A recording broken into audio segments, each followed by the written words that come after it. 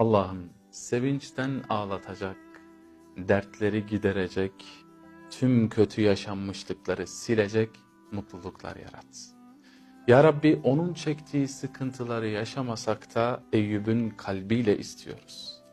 Onun sabrına sahip olmasak da Yakup'un gözyaşlarıyla niyaz ediyoruz.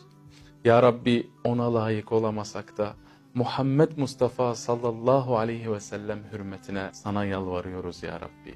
Yorulduk, rahatlat. Bunaldık, ferahlat. Acizliğimizi izzete, zayıflığımızı kuvvete, bitaplığımızı dirayete tebdil eyle. Allah'ım dünyanın vahşiliğine ve kasvetine karşı kalplerimizi himayene al.